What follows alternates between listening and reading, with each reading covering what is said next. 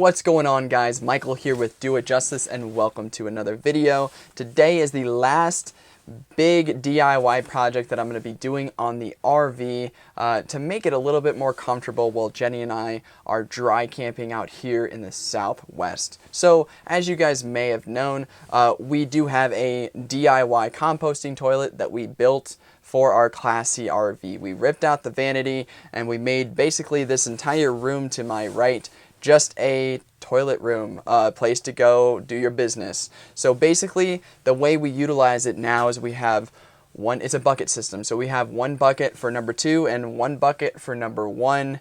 And what this urine diverter is going to allow us to do, it's going to allow us to do both at the same time. You guys get the idea. This is a dirty topic, but someone's got to talk about it. So we're going to do it today so you guys can kind of see how we get it done and how we've built a composting toilet for just a little bit over $100, and it's a lot cheaper and it works. So basically I'm going to go ahead and show you guys how I'm going to install this urine diverter first, and then I'm going to actually move to the outside, show you some stuff that's going on with the black and the gray water tanks. But let's go ahead and get this urine diverter installed. I'm going to show you guys what a difference it makes in our composting toilet. So it's kind of hard to film in these tight of quarters, but basically what we've got here is we have our composting toilet chest, and basically here's the toilet lid. It's just a cheap lid we bought from Home Depot. We wanted to paint the chest white, and this white lid actually lifts completely up. And actually I'm going to take this inverter and we're going to be attaching it underneath this white lid that I'm sitting on. So it's actually going to kind of split the area here where this toilet seat is, so that you can do your number 1 in one and do your number 2 in the back. So inside of this toilet we have a 3.5 gallon bucket.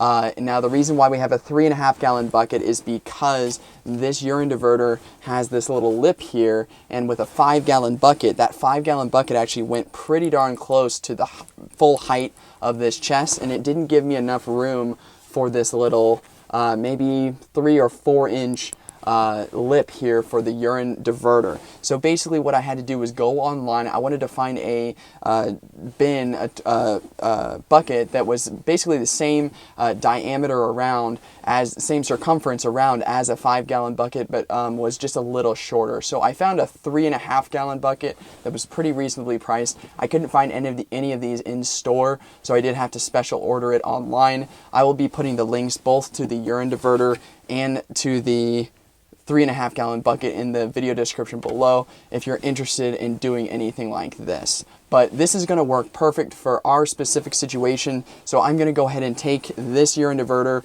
make sure that I line it up perfect, and take 3.5 inch screws, and I'm going to screw in probably 4 areas just so I can get this really nice and secure on the underside of this white lid. So let me go ahead and get that done, and then I will show you guys what the finished product of this urine diverter is, and then talk about some potential uses for this and how we're going to use it. So as you can see, the urine diverter takes up approximately half of the space where we would do our business. The reason I had to kind of scooch it up a little bit was because of the drain hole. As you lift up the lid, I wanted to make sure that drain hole cleared the lip of this toy chest. Okay, so what I've got right now is I've got some markers up here in the corners showing where this diverter can actually sit while still being able to be shut. Basically, it takes up a little bit more than half the space, which is not as ideal as I would want it to be, but it's going to make it a lot more functional for us, and we're actually pretty happy with how it turned out. So in an ideal world, what I would want to do is I would want to build my composting toilet while including this specific device, so this urine diverter. So 2 years ago when we were building our composting toilet, I could not find a urine diverter like this. I don't know if the company didn't make it back then or if I just wasn't savvy enough to find it, but I was able to reach out to this company, and the company is called Free Range Designs, and this urine diverter is one of the products that they create. You can get them for about $40 to $45 on eBay with free expedited shipping. And thank you, Free Range Designs, for sending us this product and creating this product, because that's exactly what we've been looking for. We were looking for it 2 years ago, and we finally found it, so we're happy to install it and use it. And yeah, we're excited to be able to have a more functional toilet where we're out here dry camping. So now that I've got that all out of the way, I wanted to take you guys maybe through just a really simple process of how we do our stuff, what products we use to kind of use as our drying agent, and how we dispose of, you know, the waste. So not a lot of people talk about this, but this is the one and only video you're going to get from us about this, so we can just get this information out there so you can see how it's done. It's not glamorous, but it is so functional for what we need it for, and it works out perfect for us. So let's jump into our process, and I'll show you how we do it. So as you see, we have our lid for our composting bin right here, and we've just attached this urine diverter. It's never been used before, so that actually will lead right into a bucket. It's just a rectangular bucket that we have up here in the front, and that's going to hold our number 1. Back here we have a 3.5 gallon bucket with just a bag, a plastic lining in it, and what we normally do is we take this pet bedding, and it's actually a just like a gerbil bedding. It's a pine, like really finely ground pine, and what you do is you layer that at the bottom of your bucket, and then you do your business, and then you use like 2 scoops of that to cover up your number 2. And the genius thing about this is when you get it all covered up and it starts to dry out, there's no liquid in it, and you don't have the smell of like your normal black water tank for an RV. So that's what we really like about it. We also have a 5 gallon bucket here that we use to hold all of our pet bedding. Here's a super simple trick. There is a huge 4 cubic foot thing of pine gerbil / pet bedding that you can get from Walmart, and it's about $7. It's huge, and it works out so well, and it's so cheap. And that big thing of pet bedding would probably last us about 2 to 3 months. We also store our extra toilet paper around in here, and we have some extra stuff, just like bathroom storage stuff in here, like extra bags for our composting bin. And as far as the bags go for that, ideally we would want to use composting specific bags. We have yet to find a bag that will fit this 3.5 gallon bucket. We're still searching for it. If you guys know of any like a compostable bag that will be able to fit in there, let us know. We're always on the search for that. But other than that, that's pretty much how we use our toilet. It's very simple, very easy to use, and now that we have the urine diverter, it's gonna just make it that much easier. Sweet. So now that we got that inside, all of that stuff done, and I've kind of explained all of that to you, I'm going to talk about the gray water and the black water tank for a quick moment. Something you guys didn't get a chance to see after our what not to do in an RV video was the only casualty in that little whole crazy incident that we had was the fact that the black water and gray water pipe that connected the 2 tanks underneath the RV got basically sheared off at the gray water side. So there was really no way of repairing that pipe other than just cutting it apart and relining the gray water drain pipe. So what I had to do was I had to actually stop in a Home Depot parking lot. I bought some plumbing stuff to repipe that. All right, so we are sitting here in a Home Depot parking lot in Hurricane, Utah, and we're working on the RV yet again. So this is a non-stop thing that we've been doing. It's an older RV, and we had some issues where we got stuck in the mud, and we actually sheared off the gray water drain pipe that was previously installed. And so now I'm having to retrofit something that will actually work so that we can start draining our gray water again. So I've gone to Home Depot and I've purchased some items that I'm going to piece together. They're all sitting right here. I've got to get them cemented together, and then I have to cement it onto the actual 90-degree 1.5 inch pipe that is already installed. So once I get that done, we will have gray water drainage again, and hopefully we won't have to work on the RV again. And that works out pretty darn well. But one thing that we've not been able to utilize ever since we've owned this RV is our black water tank, which sits inside of this little sub bay door right here. And now the black water tank never really functioned from the get-go, mainly because the lines that were draining out of it actually leaked, because I attempted at one point to connect the gray and the black water pipes so that I could double my storage for boondocking when we were going to store gray water, but unfortunately when I opened the valve there were leaks coming through that pipe that was underneath the RV. So basically what I'm going to do today is I purchased some like a valve end and a spout end so that I can reline the black water tank drain spout. So I'm going to use a hacksaw, cut off some pieces so that I can kind of give myself a drain here, and then basically I'll be able to potentially in the future line that urine diverter so that it actually drains into the gray water tank, and so we'll have just basically a big tank to store number one, and we'll be able to dump that when we dump our gray water tank so that we don't have to keep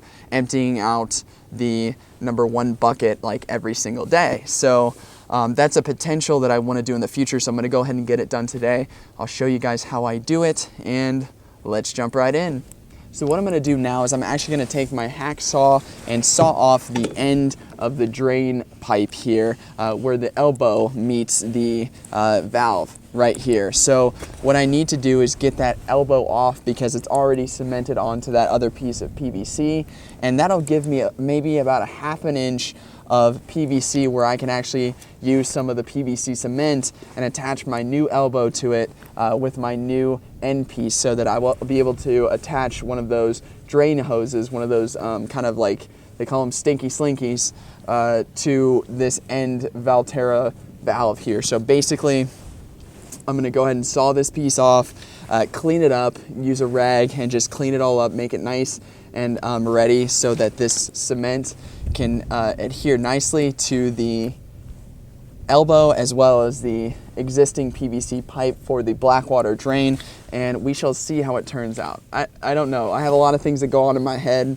that I think will go well. So you guys are gonna see whether it goes well or not. So let's just jump in and see what we can do. Okay, so we had to switch mics. I'm no longer using the lapel mic. We switched to the shotgun mic, so if the sound sounds different, that is exactly why. But what I've done so far now is I've actually taken off the old black water drain elbow. I used a hacksaw, and I kind of had to break off the little end part here just because my hacksaw wasn't big enough to actually cut all the way through it. But what I've done now is I've made sure that my new elbow piece will fit okay onto that existing PVC drain pipe that we have attached to the black water tank. So it does fit. I'm not going to attach it quite yet because what I need to do now is I need to actually cut off a piece of this black pipe so that I can fit on the end of it. I can fit this end valve here that will actually allow me to attach my drain hose. So I just need these two end pieces here, which I think I picked these up from Camping World a while back. But what I'm going to do is chop off the black pipe here so that this will be much closer to here, and so I just need to take a hacksaw, cut through this bad boy, and then get this all attached. And what I'm going to use to attach all the PVC together is just this all-purpose PVC cement. What I need to do is make sure the PVC pipes are really nice and clean, so I'm going to use some water and some alcohol to get those nice and cleaned off, and then just coat this cement on two sides of where I'm going to attach, and I'll get them all attached together, and I'll show you guys what it looks like when I'm all done, at least just attaching these parts together. So what I'm doing now is I've already cleaned the insides and the outsides of the pieces that I need cleaned. The pieces that I'm going to attach with this PVC cement, I use just regular water and then some alcohol just to make sure it's really nice and clean and ready to be stuck together with the cement. So I'm going to take some of the cement, rub it on the inside, rub it on the outside, smack them together and do a quarter turn, and then do the same thing with the other one. And what I'm going to do is I'm going to let this piece sit for about 15 minutes before I try to attach it to the black water drain pipe. So let me get this going. I'm gonna open up the cement. This is very potent stuff. and you definitely don't want to breathe it in, so you don't want to be downwind basically. So here's what I'm gonna do is and I have to be kind of quick with this. What I'm gonna do is I'm gonna take it, I'm gonna rub it all on the inside and just make sure there's a nice good coating there. Then I'm gonna take it, I'm gonna rub it, you know, on the outside of this one, just a nice thin coat around that outside. And then really quickly, I'm gonna take this, I'm gonna attach it together and then do a quarter turn as it goes in, and then boom, you've got your PVC cement nice and sealed together. Now I'm gonna go ahead and quickly do the other side as well so I can get them all together and make sure that it will be nice and attached together, so I can just let it sit and do its thing. And then once I'm done with that, I will attempt to attach it to the black water drain pipe, and we should be good to go. So got my nice layer there. I'm gonna attach it together and then do a quarter turn, and then boom, now I've got my end piece where my cap can go on, just like that, and this will attach to the black water drain and give me a place to drain any number one that we're going to be putting into the black water tank if we choose to do that into the future. So let me wait 15 minutes. I'm just going to let this sit and cure so it's a good handling cureness. So what it does is after 15 minutes it'll be ready to handle, and then after 2 hours in 60-degree temperatures it'll be completely cured. It'll probably take overnight here because it's a little colder than that, a little cold spell here in the desert. But I'm going to let this sit, and then I will clean off both ends of this and the end of the black water gray drain, and then I will attach this with a PVC cement and just let it all sit, and then we will be done with today's project. So yay, I'm really excited. Glad to get this all done. I'm really glad that this is the last DIY project, last big DIY project that we're gonna be doing for the RV. So cool. Let's go ahead and let this sit, and I will see you when it's done drying. Okay guys, that's just about gonna do it for me today. I wanted to take you under here and show you what the final product looks like. As you can see, there is the new white elbow here that is attached to the old drain pipe right there. And what that does, that actually leads down here to my little end cap, which I've already put on. And now that gives me an option to drain it using the stinky slinky like we would normally do with the gray water tank. So if I so choose to use this tank in the future, I will have an option to dump that when we dump our gray water tank. So yay. Okay, not a lot of people again talk about this, but I just wanted to make sure that we dedicated one video to this topic, so I hope this information was helpful to you. Again, let me recap.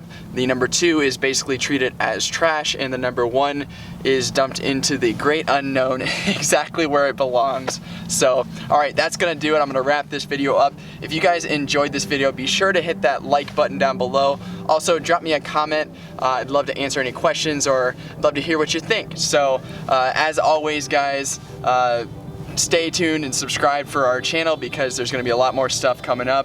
And as always, I will see you on the next video.